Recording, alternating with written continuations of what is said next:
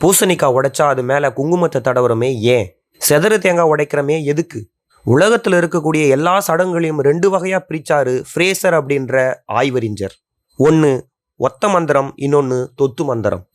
இது எல்லாம் தொத்து மந்திரத்தின் வகையில் வரக்கூடியது. அதாவது ஒரு மனிதன் காத்து கருப்பு பிள்ளி சூனியத்தால் பாதிக்கப்பட்டிருந்தா அவனை முச்செண்டில நிற்க வச்சு ஒரு கோழி எடுத்து அவனை தொட்டு 3 சுத்து சுற்றி அந்த கோழியோட தலையை திருகி எறிவாங்க. இந்த சடங்குல அந்த மனுஷங்கிட்ட இருந்த காத்து கருப்பை அந்த கோழி மேலே தொத்த விட்டு அந்த கோழியோட தலையை திருகி எறியறது மூலயமா அந்த கோழி சாக அடிக்கும் போது அந்த காத்து கருப்பு அந்த கோழியோடவே போயிடும் அப்படின்னு பழங்கால மக்கள் நம்பினாங்க. மிளகா, மயிறு, உப்பு இவையெல்லாம் எடுத்து ஒரு மனுஷனை தொட்டு 3 சுத்து சுற்றி அதை எடுத்து நெருப்பில் போடுற வழக்கத்தை நீங்கள் எல்லாரும் பார்த்துருப்பீங்க.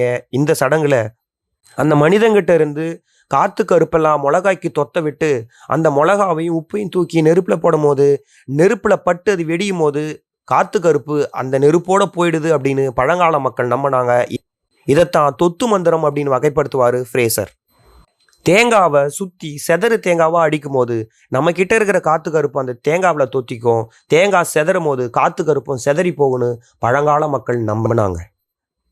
இப்படித்தான் நோயாளியோ காத்து கருப்பாலேயோ பாதிக்கப்பட்ட மக்கள் பிரார்த்தனை மூலயமா தாங்கிட்ட இருக்கிற அந்த நோயையும் காத்து கருப்பையும் ஆடு கோழிக்கு மாற்றி அதை பலி கொடுக்கறது தான் பிரார்த்தனை.